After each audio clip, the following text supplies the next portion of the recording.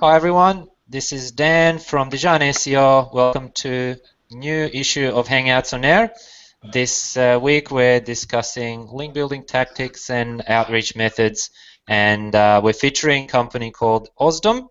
And with us we have David. David, would you please introduce yourself and give us a brief intro about the company? Okay. Hi everyone. My name is David. I'm the CEO of Ausdom for the global distribution, and our company is in Shenzhen, but we have branches office in Russia, Germany, and USA. And our company is a designer and manufacturer of Ausdom series cameras. It is running. The brand Ausdom is running and supported by a team with 11 years of professional industry experience in designing, manufacturing, and high-quality video products.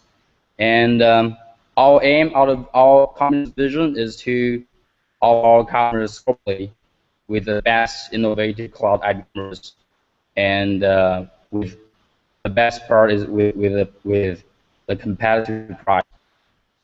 And conventional IP cameras can only be stored and used by people stream technical knowledge. And our current design model S2 and D2 can be used by people with very little computer technology. It's kind of plug and play. You can easily just buy it and you can install the stuff. And it doesn't run DDNS, and you current IP address of your camera. David, we've got a little bit of an audio issue on your side. I think most people are experiencing choppy sound. I'm not sure why that is, but yeah, everyone's saying it's terrible audio. What I might do is, because of we can see you just fine, it's just a little bit of audio issue. So what we might do is actually get any questions answered by you via chat on the side, just to make sure that we don't having any terrible audio lag. All right, so Ausdom have actually sent me a sample of their equipment. So the IP camera that I've successfully installed and actually operate within the office here, you can see it right there, actually covered by the chair. The piece of equipment is right there, so it's actually streaming and recording everything, and it's quite a nifty little piece of gear. So a couple of things that I have been asked. You know, these guys are looking to start their presence on Google Plus, and obviously this discussion is all about creative link building tactics. So we're going to try to present our opinions in terms of what a company that has literally single product or two products can do in terms of building brand, accumulating links, and ranking, and getting those rankings happening. So I'd just like to ask around, has anyone already had a chance to look through the website, or do they have any comments straight up before we go into anything else? Yeah, I've had a quick. Yep, Conrad. I've had a quick look. It's a very visually appealing website. It's really interesting. Thank you. They had a quite a strong backlink profile that's been quickly jumped up just in the last 2 months. But overall, I'm pretty impressed. Okay. That's it. And has anyone else had a chance to look at the website? Otherwise, I'll post the link again in the chat. It's basically ausdom.com, and you can have a quick look before we go into a detailed analysis. So to get us started, I'll focus on the first question that one of the guys from Ausdom had in terms of how do we grow our Google Plus profile, and this is a very relevant subject to do with link building, because we're in a stage where link building old school methods is very much a challenge.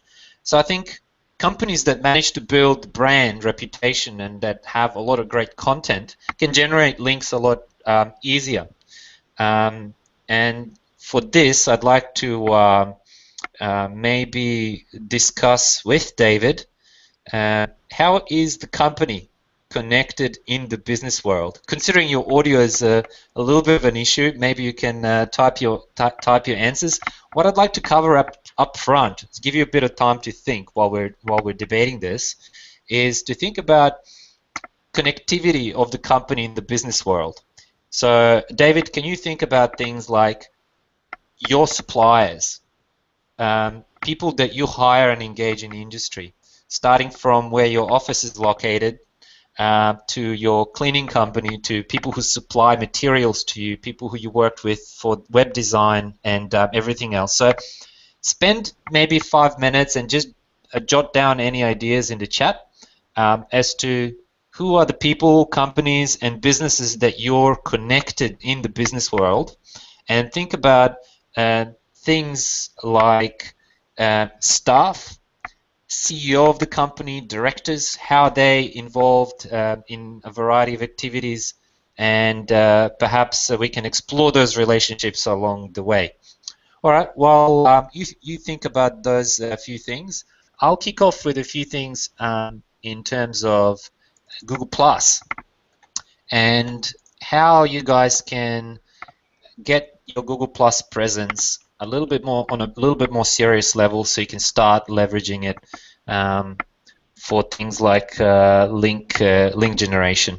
All right, so I'm going to switch off my video feed and go full screen on the screen share. So hopefully you guys can see it.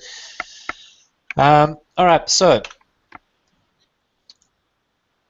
one of the basic methods for a starting Google Plus profile that doesn't have many connections straight away is simply strategically following other profiles. Basically, people who you follow will start seeing you in their Google Plus profile, and that'll give you that initial exposure. The second one, these are pretty basic ones. Engaging on other people's posts. As you can see here, you can appear in many spots once you plus or comment. And of course, we've got using Google Plus as a comment platform, giving you a little bit of additional boost, because when people comment on your content as part of the commenting process, you actually get to see that on their stream. Engagement on YouTube. So if you have demo videos, if you have engagement on other videos, keep in mind that what you post on YouTube comments actually ends up on Google Plus, and vice versa. So the two things are now interconnected. Photo tagging is another one. If the person accepts the tag that you're actually tagging them with, you actually end up on their video stream. So another thing you can use is tap into topical collections by using a hashtag on your posts, and get exposure through that for your posts. So building a followership can be relationship based or being shared in circles. So for example, if you're shared among other people in a certain circle, you can have a big boost based on the circle popularity. Now, of course, when your content is shared, you're also getting exposure. People can, as you can see here, if I share a piece of content, the original publisher of the content can be followed directly through that post. Even if somebody plus ones the post, you can still follow this company that way. So of course, organic search is another driver. We can see the latest posts in the organic search on a site for the company name. We've got authorship, we've got suggest, and of course we've got the what's hot section, but that one needs a little bit of work. What's hot section splits up into the virality and velocity, and also has factors in geo factors. For example, if something is relevant to an industry topic, that will also be showing up in what's hot, regardless of the fact that it didn't get many pluses. Community membership and participation. You can have your own community for Ausdom, or you can participate in communities that deal with things like IP cameras or security, technology, etc. Community participation. We've done research this year that highlights the quality of engagement on smaller communities actually much better than the quality of engagement on very large communities. So that's something to keep in mind. Sharing images is of course very effective, particularly if you end up in a section where there's end of gallery suggestions. You can give a tremendous boost to your media. But the the holy grail of developing followership on Google Plus really is being added to this interesting people and pages section. And there's two parts to this. One is the manual process when somebody from Google highlights you as a highly engaging, page of a high quality. And there's also the algorithmic level where you can end up in all sorts of suggestions, as you can see here, on the basis of your activity and popularity of your posts. When this happens, you can literally skyrocket your Google Plus followership. It's actually happened for both me and the brand page. And when it does happen, you can jump thousands and thousands. You can literally make leaps in terms of your followership. So some engagement tips, using rich post formats, engaging people, pinging them, sharing content, and engaging brands as well. Having little series. For example, we have post anniversary where we share posts have turned 1 year. We share it again. We reinvigorate old content, and we also try to engage people within our content. Obviously, Hangouts on Air is something you can do a little bit meta since we're doing one right now. And also, I'm going to skip ahead a few slides. I'd like to jump into a few tips. So most marketers know this, but it may not be obvious to brands. Is that if you share a post as a brand first and then reshare it as yourself, and you allow everyone else to reshare it in Google Plus, you actually end up having your brand tagging along every subsequent reshare, which can lead to additional followers. You can point people to your Google Plus profile from within your content, and you can also embed Google Plus posts within your content. So one thing that I'd like to highlight here, and this is a bit of a pro tip that a lot of people may not have tried. So let's say you find a topically relevant page, and I'm just illustrating. In this case, I'm seeing UNICEF page.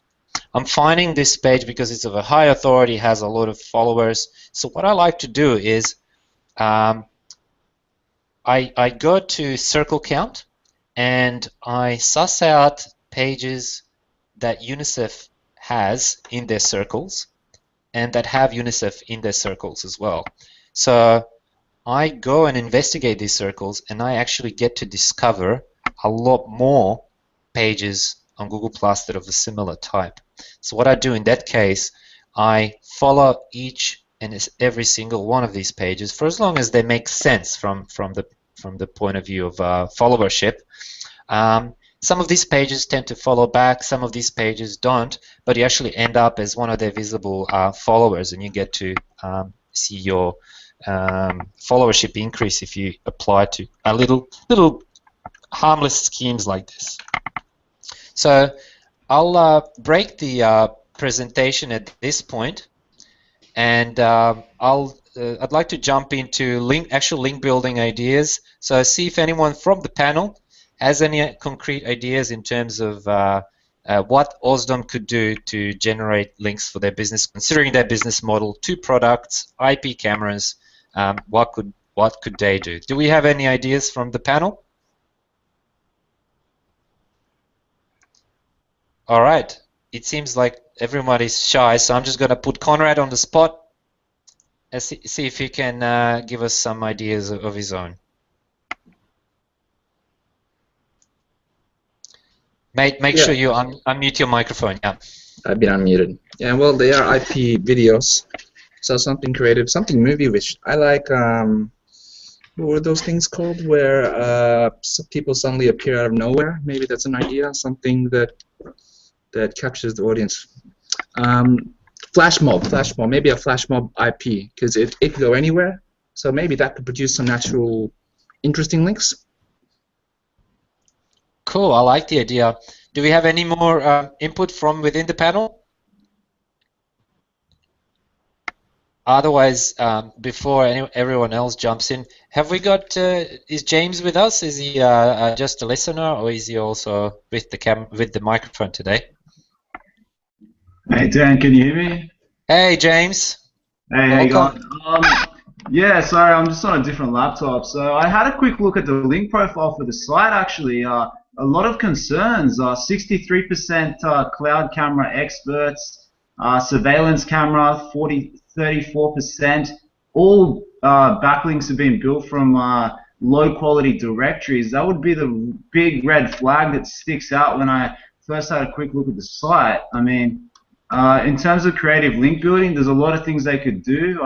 Contacting suppliers, utilizing some giveaways. I did a big campaign where we gave away a lot of different things to different end users in the technology space. That worked very well. Just sending out free gifts to bloggers. I mean, there's a lot of bloggers that love reviewing products and they have huge followings. So small things like this are very easy to give some free product and receive some great links and branded mentions, etc., etc. So that's probably two things I do. But yeah, firstly, really start thinking about the link profile. That would be my biggest concern before even pushing forward with creative link building. Yeah, very well spotted. Thanks, thanks, James. And I have to point out, the guys from Ausdom sent me a camera, and look at us. We're doing a hangout on them, promoting their brand. So it's kind of working, isn't it? I have to mention that the guy that works there, Wang Feng, is a buddy of mine. He's been a fan of our brand on Google Plus, so that helps. He's done something right already. Now, have we got any more feedback from the panel?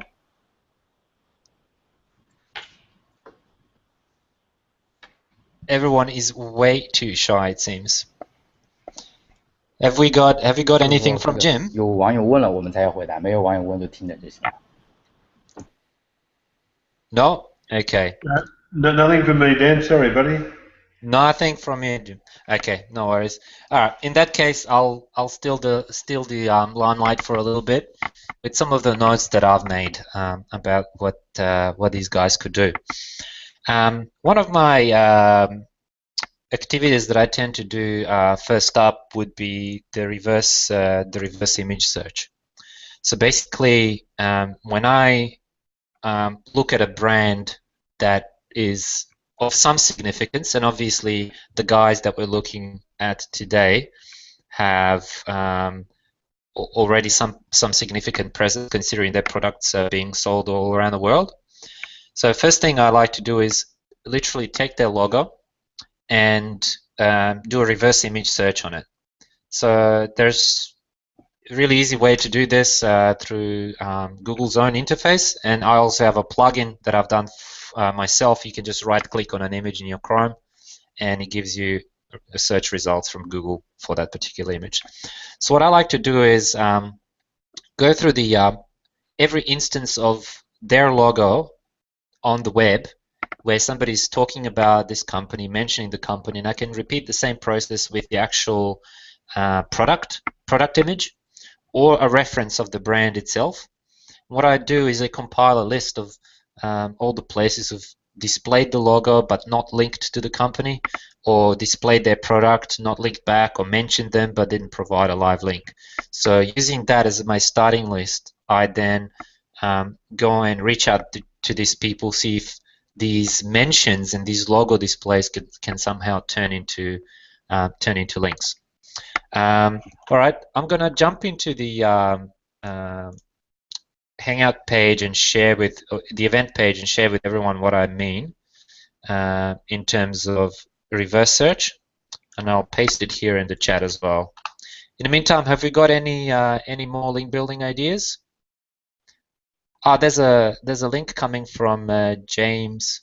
James, you want to just explain to everyone what this article is about?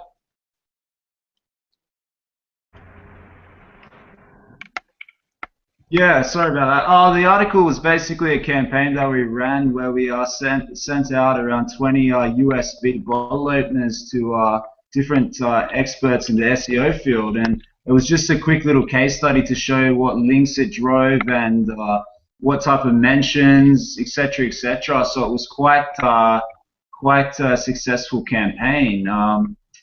I mean, yeah, there's a lot of things they could do. I mean, if they make some catalogs and things like that, there's a lot of sites that allow catalogs to be uploaded. If they've got any offline promotional material for the cameras, if they sell them offline as well, there's a lot of things they could do around that. A lot of sites where they allow catalogs and promotional material to be uploaded. That's some. I mean, the links aren't that effective, but it does work. 100% agree with reverse image search as well. That's another great tactic. I mean, James, have you had much success with the reverse image search, or just company references that weren't links? Have you actually yielded much links? The most success we had with reverse image search would have came from brands where they've got a lot of history. So, say for example, they've been running TV commercials for the last 10 years, and basically you can do a reverse image search on any video content, image content that's been ripped from those TVCs, and acquire links that way. One client, we actually got 140 links from someone that had ripped 140 pieces of content from their TV commercials. So that was a very successful campaign. So it can work. It's a bit tedious if the brand's quite new, because yeah, you usually find that they don't have the historic content out there in the market to really ask for links. So yeah, it definitely does work, but works more effectively with larger brands. Yeah, and I mean, we are in a process of. I mean, the first part of my introduction was how do we build up a brand on Google Plus. I mean, there's a variety of things you can do, but I think if you're going to do link earning, it's a lot easier if you're already a brand. Oh, by the way, we're talking about link earning through relationships or through people already mentioning you, but maybe we should touch on the topic of how do we build new links when there's nothing already existing there. And I always like to come from the point of view of why should people link to you in the first place? What is the reason for people to link? Is there something on your website that's actually worth linking to? So one of my favorite tactics is to actually work with the business to create linkable assets, what we call, and apply link attribution policy to it. One example is if one of the staff from the company is going out and doing a presentation, they can create a PDF slideshow and ask people if they're linking to the slideshow, or if they're linking to the page to use link attribution, or if they're creating white papers, downloadable brochures, Excel templates, and a variety of things like that.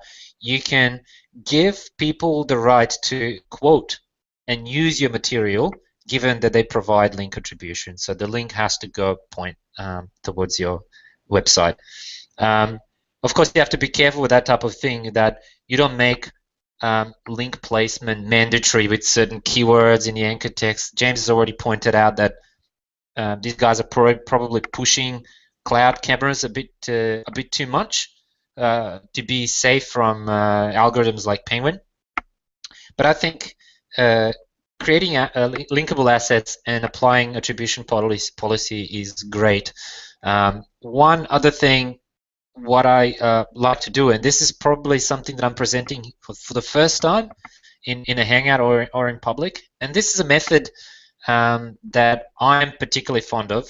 It's to do with getting your website ranked for non-commercial terms that have high capacity for being linked from a variety of places, and then getting that term ranked to our first page of Google, and then just collecting links that way. Is anyone familiar with the technique in the panel already? They might be familiar with this or has already done it. No, it doesn't. It doesn't sound like it.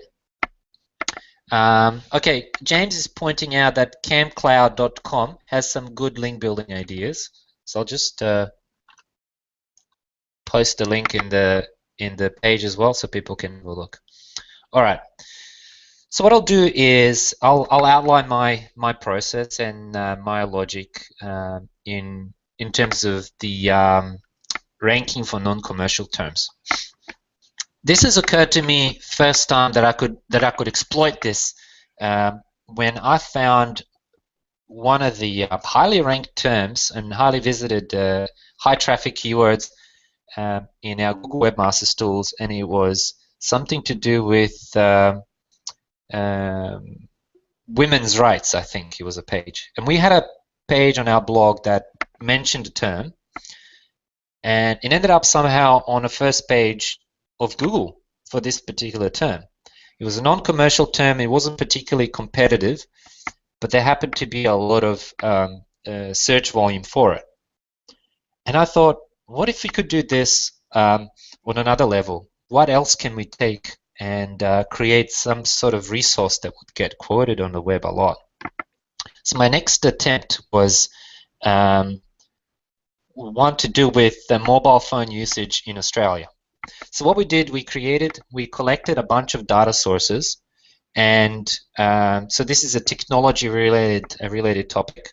So we took a bunch of data sources, we compiled a document that outlines statistics of mobile phone users in Australia.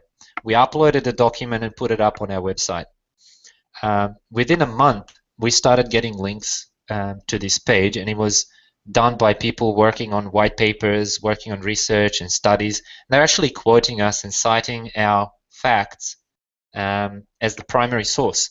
Even though we were the curator of the content, instead of being the original researcher, we were the ones that have digested the content and published it in a meaningful format. So what people ended up doing is quoting us as the source of information.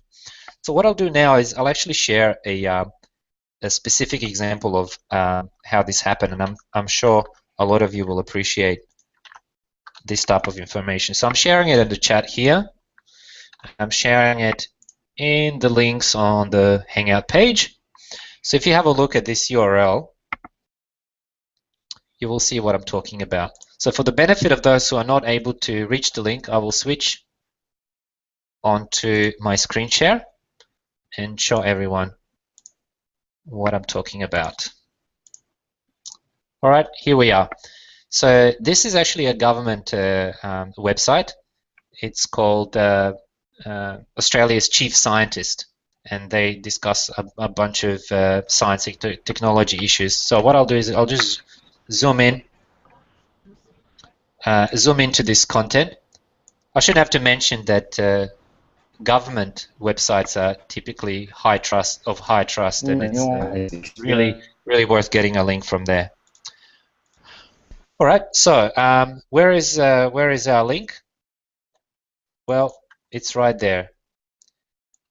So these guys are saying we're quoted as a reference number 1.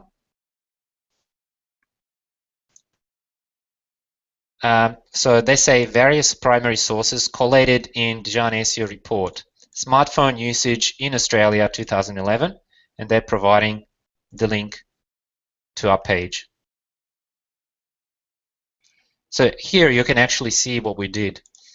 We used a bunch of different sources, including Telstra, ITwire, OurMobilePlanet.com.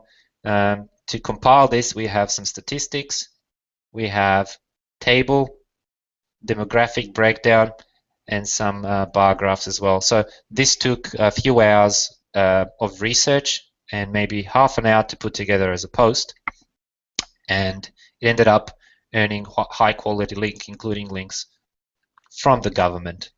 Now, this was done without any push and without any influence, because our method in this case, and this is the point I'm trying to make, you're not really creating an asset and then going around begging people to link to you and pitching it to others. You're not emailing, you're not spamming.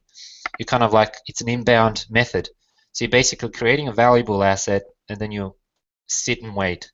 So you can replicate this on a multiple level. You can create multiple assets. You can create 10 of these pages where you've curated content, and you're waiting for these citations and references to come. Some people might be discouraged at the beginning because it's a slow process, but as you've seen in this case, it really does work. You can generate some awesome links.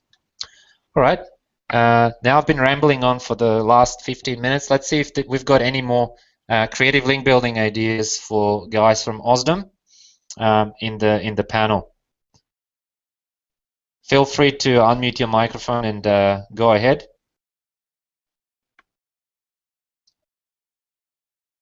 How about you, Conrad? Let's see what you've got.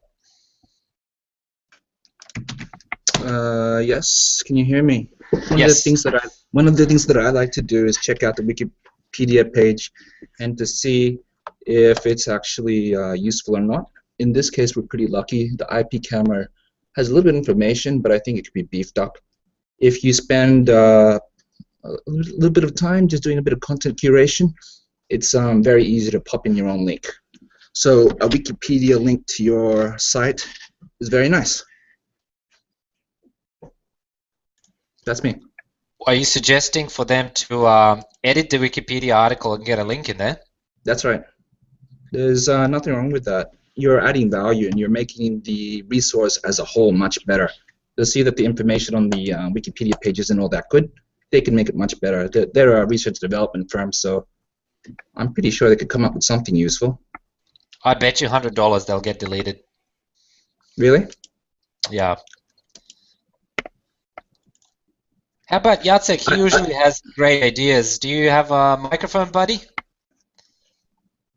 I think he's just a listener today. Yeah, nothing here. Are we hearing? We're hearing something. Oh, we're back with David.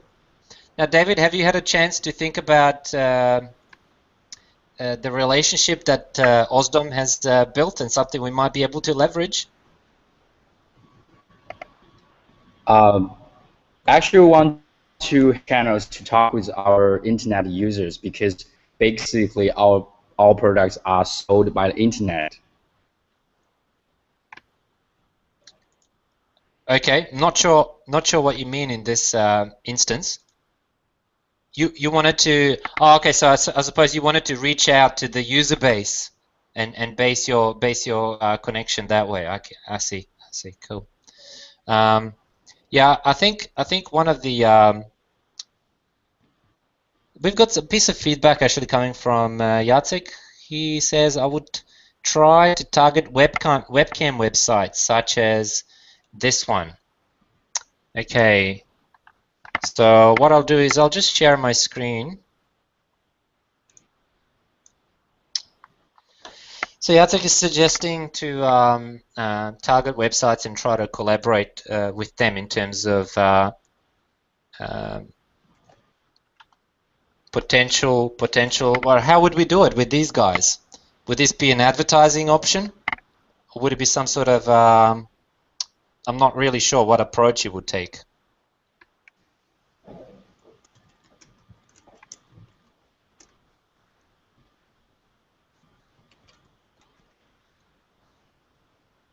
You can add a cam. More. If these guys had a blog, yeah, I'm not sure how you could do it with these guys, but if you actually have a solid idea on how to do this, I'm keen to hear about it. Now that we are talking about blog and blogging, I think most people agree that it's great to have great content on your website, but it's not always so easy to generate fantastic content. So what I like to do is I like to marry outreach with influencer engagement and content generation and kind of get the best benefit out of all worlds. So here's an idea. You find somebody who's considered an expert in the industry. So somebody who talks and discusses and reviews things like IP cameras, security products, video conferencing and such. Perhaps even going a little bit broader from the core topic. So going to things like audio equipment, headphones, portable computing, and such things. So what you could do, and this is a really effective method, is you could actually engage and commission somebody who is, let's say, at this level we have nobody. At this level we have kind of like significant person in the industry, and at this level we have a celebrity. Like this person would be almost impossible to reach and get engaged with, and this person wouldn't really be of much value to you to engage with. So I always recommend to go for this medium band when doing outreach. And let's say this is a person that might have roughly 10, 20, 50,000 followers on Twitter or Google+. So not quite in the millions, but solid user base. So the next step would be to reach out to this person, connect, write to them, mention them, engage in some way, and say, hey, would you be keen to write for us? And just get an idea for what they cost. So let's say that they might say, all right, I write for $200 per post. So you commission this person to write for you, and then you publish their post on the website. Of course, if you're smart, you'll connect the authorship, so you're getting the link from their Google Plus profile and you're linking out to their Google Plus profile, so authorship is going.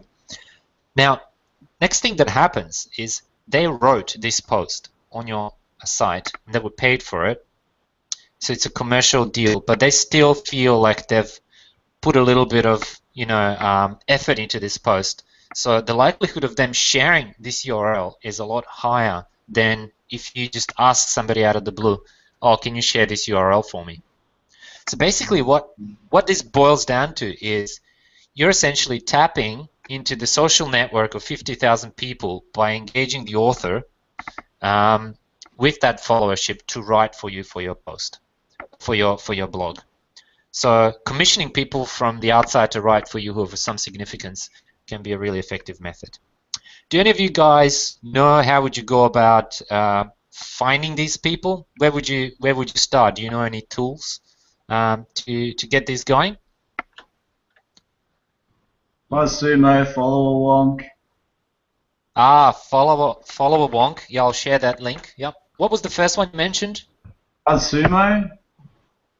BuzzSumo. Yeah, of course. Yeah. So BuzzSumo, follower wonk. What else? Pretty much just using search queries, like typing in technology blogger, site-com.au, for example. Just search queries to find bloggers that are interesting. I mean, going to blogger directories, there's a lot of blogger directories out there. There's like a site in Australia called Blog Chicks where they list bloggers. So basically just finding technology bloggers and sites like that can be useful.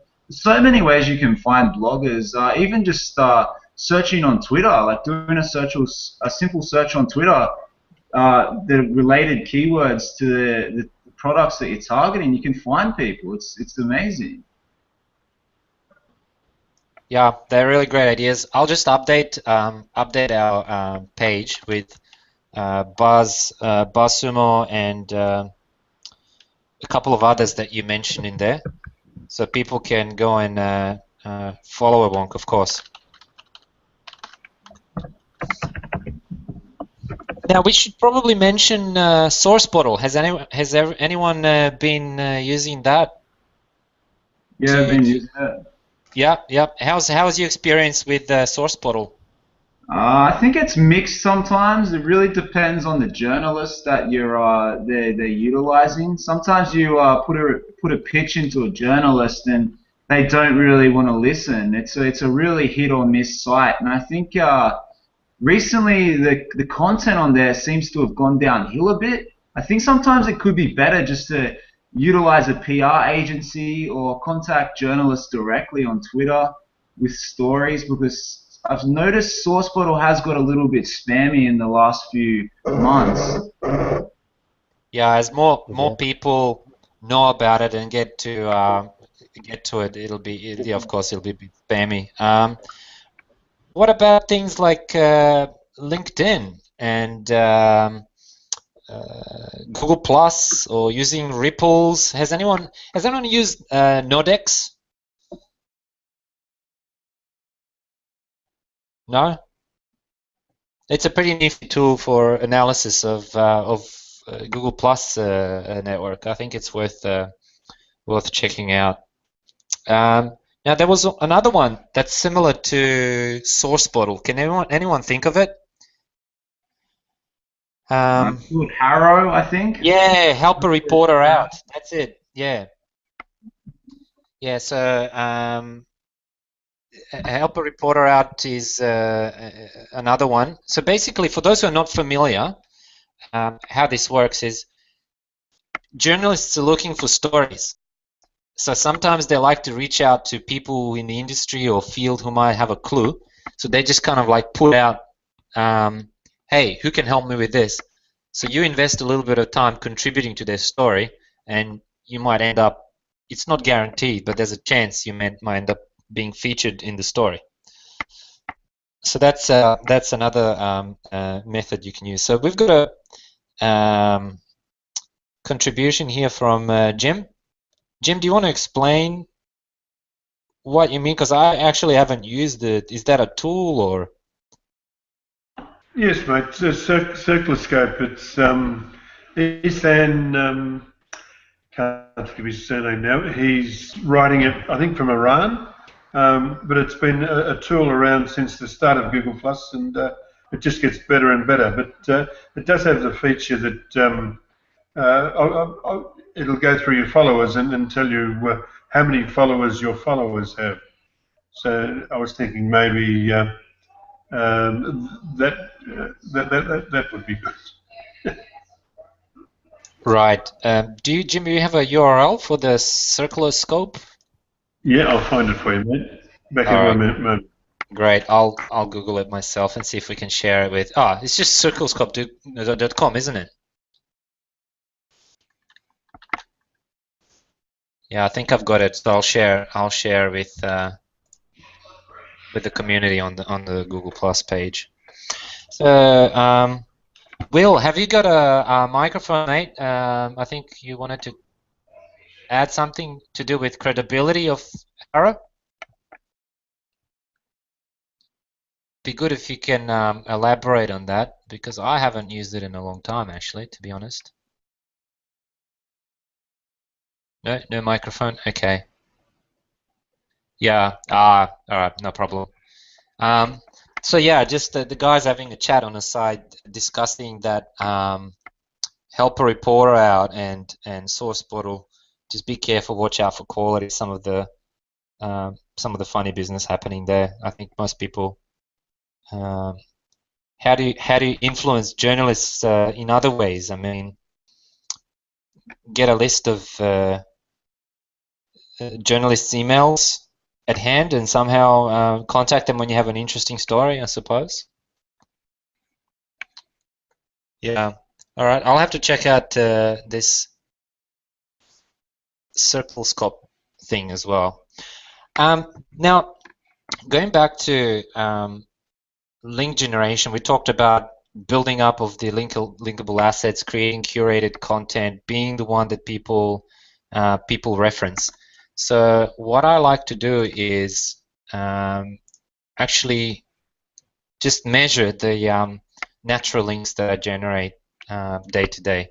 So for that reason, I've actually created a little tool of my own, which you guys can use, in fact, for free if you have a small website. So I'll just show you what I mean. Here it is. Fresh Link Finder. So what it does, it gives you the ability to check out any fresh links that were generated for your website, and it can actually break them down into do follow, no follow. It can tell you how much traffic they have brought to your site in total and so forth. So I'm just going to show you a little example here. So how this works, I'm going to zoom in a little bit so you can see in more detail. How this works, the tool actually parses your log files or runs through your analytics profile, and via API sucks out all the refer strings and creates a database of your inbound links. Then you can then sort and qualify whether it's a redirect, text link, image link, whether it's a follow, no follow, and so forth. So by doing this, I have a daily insight into what type of content is already earning links on my website. What could I push further? What type of content should I generate on more frequently? And sometimes it'll allow me to spot when somebody links for the first time and reach out to this person and solidify that relationship. Reach out to them and say thanks for linking. Let's see, we've got a comment from Will Kenner saying that he was working for American Apparel. He's suggesting to check out a website called trustmeimlying.com, a great read. Okay, cool. We'll check it out. So I'll just paste the link for the tool I was talking about earlier, so you guys can check it out. It's free to sign up. All right, cool. Any more ideas from the panel? We've got a few quiet ones in there. We've got Nick and Dan. Dan, mate, have you got a microphone? Do you want to contribute with any ideas? All right. Let's head over to Conrad. What are your thoughts? Dan's at work as well. He can't contribute. What are your thoughts on reaching out to websites that are to do with webcams and broadcasting and things? What would be your angle if you were to approach earlier mentioned thing like EarthCam? If you ran this website, what would be your pitch? You talking to me, Dan? Yeah. The way that I actually approach it would be slightly different. So I'd actually go on Google Alerts, then after that type in IP cameras, and I'd monitor the latest news that hopefully something's really exciting is happening, and I'd just make sure that I'd actually be one of the first to comment in the comment section. And at least that way, if that post does go viral, I'll be at the very top, and I'll get a nice source of referral traffic through there. So that's one way that worked for me before. Nice. Cool tip. Dan Miloszewski, who is at work, so he can't really speak right now, suggests for the company to visit some expos. And I think that's a great idea. And this is part of my initial question that I had for David and the guys from Ausdom is, what are your relationships? What are your activities within the industries? I myself run a business, and I try to be present at all major industry expos, have a booth, present my services, etc. So in terms of exposure, there's an obvious benefit. You're putting your product in front of people, but typically when being a sponsor or speaker or presenter, exhibitor during the expo, you actually get a link from the directory, and you can also get a lot more out of it if you mingle and network with people who are at the expo, and work those relationships to build links. For example, what I've done in one instance is basically go around other booths of other exhibitors and simply interview people, take their business cards, get their opinion, and then compile an interview type thing. And I think that's something that James has done successful in the past. basically collect the opinions of significant people in the industry and publish it as a collection of answers and responses. I think SEO industry has been pretty good in that regard. Now, I really like using physical presence and real events to build links and social following. So, have we got any ideas in terms of how this could be used in this specific case? So we've got 2 products, we've got 2 cameras, we've got a booth. What ideas come to mind in terms of what we could do? All right, there's one idea coming up from James. Start a meetup.com group. I think James has been quite active in the local meetups in Sydney. Is that right, James?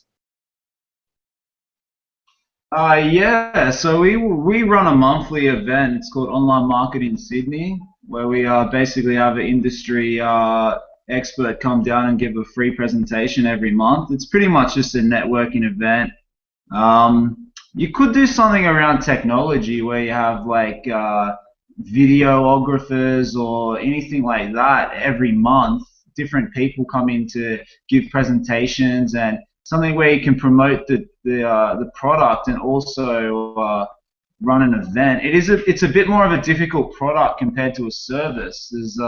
But you could really just give it a test run. I mean, Meetup, it only costs about $70 or something a year to run them, so it's worth giving a shot. It's just time. It can take a lot of time setting them up, finding new speakers, finding new content, dealing with venues, etc., etc. But yeah, it can work from a branding point of view, and you can generate links and connections from them.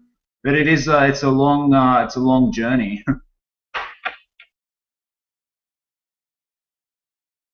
Events are not really something that's really easy to set up. It takes, I mean, even preparing for a hangout properly and doing post activities, it takes a bunch of hours out of your day, let alone a physical meetup. But it's a good starting point, especially if you build those relationships online. How about online communities? How many people here are running actual communities online? I think Jim has definitely got one. I know that. James, have you got one? Yep. James runs your community, Dan.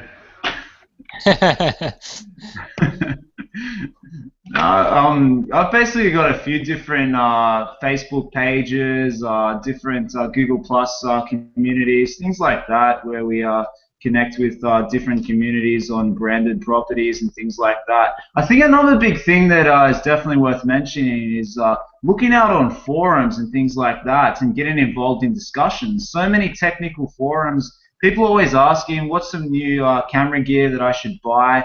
I've got one friend that's very involved with GoPro. There's a lot of GoPro forums out there, and he makes GoPro products and things like that and videos, and they've sent him a bunch of free products. So definitely looking for niche-specific forums and getting involved with discussions. And before you drop any links, making sure that you're generating content and like helping out the community. Yeah, I've got a GoPro myself, and I'm a bit of a fan. I'd love to discuss that here from an expert. This I think just a reminder that we shouldn't be totally obsessed with the core topic. I think it would make a lot of sense for a company that sells cloud cameras or IP cameras to go a little bit broader, to expand their reach in terms of who they interact with online. And that brings me to one area that I'm quite passionate about and researching quite deeply at the moment, and is part of the reason that I was faced with Ausdom camera, because I'm currently researching smart home ideas. So things like intelligent lighting, controllable through your Android apps, thermostats like Nest, house surveillance, security, automation, timers, climate control, all sorts of things. I think IP cameras fit quite nicely within home automation and smart home category. So reaching out to people who are involved in smart home design, you know, technophiles, technology people, and futurists even would be appropriate people to reach out to. Jim Monroe has something tangential to add to the discussion, so I'll hand it over to him. Well, I met at the end, Dan. It's just I feel bad because I can really contribute very little to link building. But look, something that we've done for a while, and it actually does work. But we ask. It's to do with reviews. We ask for the reviews. Every email template on the shopping carts has a line and a link. You know, like if you like what we do, please help others to find us via this review page with a link to the review page. And it's also the SIG line of every person that does the orders. Every piece of communication between the merchant and the client has this SIG line at the bottom, and it has worked. Before we did it, there were very few reviews. Since we've done it, there's been a lot. Jim, that is brilliant. I have a friend who actually puts a Google Plus Place review link, direct link review to a review page as his email signature, and when you click on it, it says actually how am I doing, but people click on it and they're giving star ratings to the actual page, the business. I thought that was a little bit sneaky, but also brilliant. So I really like that idea, and I'm a big fan of utilizing that post-purchase enthusiasm. Let's say somebody's just purchased an IP camera from these guys. What's happening at the thank you page? Thank you page is, in my opinion, one of the most underutilized pages on people's websites, especially in e-commerce industry, where people have just purchased an item, they're pretty excited about it. Why not set up some buttons to share it socially or refer a friend, or allow people to easily become a brand advocate for you? Yeah, James is just jumping in with a 5% discount to share via Facebook. Yeah, give this product for a little bit cheaper to your friends. So that's really good marketing. Nothing to do with not just link building, you know, but this is meaningful connection on social media and good marketing as well. We've got like 1 minute to go, so I'd like to. I think I've completely forgotten about the fact that I had pro tips lined up as well. I don't have time for many pro tips, but I do have. I think I do have time for at least one or two. So before we wrap up, unless there are any burning questions or ideas coming from the panel, I'll jump into my screen share again, and I'll just show you what I have. Okay, so first one is that brand pages can actually review other brand pages on Google+. So I often use this place called DEJAN in Brisbane to have meetings and off-site work sessions, etc. So I log in as the DEJAN SEO page, and I review this page as DEJAN SEO. What happens? So I can write my review contribution, I can check in, and I can actually submit a photo. And that does two things. First one is, as you can see, public reviews section here. So if I highlight this part here, when people go to this place page on Google+, they will actually see your brand and link to you on this page. And that's a great way to leverage of this page's traffic. Another thing you can do is contribute a photo. As you can see, there are photographs here contributed by the community for this particular place. So if your brand contributes a photo to this location, you actually get, when people zoom in on the photo, you actually get a link attribution and your logo displayed as the contributor. So here we're seeing one of my photos that I contributed had 40,000 views. So I've actually, my profile has had 40,000 impressions as a result of the traffic of this restaurant. So in this case, I've done it as a brand, so my brand benefited from contribution. One of our friends, Masatake Wasa from UK, he's done this on an extensive level. So he's been leveraging photo contribution of very popular places around the UK, and he's been growing his image views and he's growing his status to a very large number. Jim just said that it was it's at 6 million so far. So this guy has received 6 million image views, and out of that, obviously a fraction has been to his profile and to his brand. But you can see how creative tactics like this can increase your brand's visibility on Google+. And no doubt this can lead into relationship building, link building, engagement, and so forth. All right, we're actually 2 minutes over time, so I'll have to wrap up here. We'll leave some discussion items for the next week. I'll stop the broadcast at this stage, but before that, I'd like to thank Ausdom for volunteering their website. Hopefully they got plenty of tips and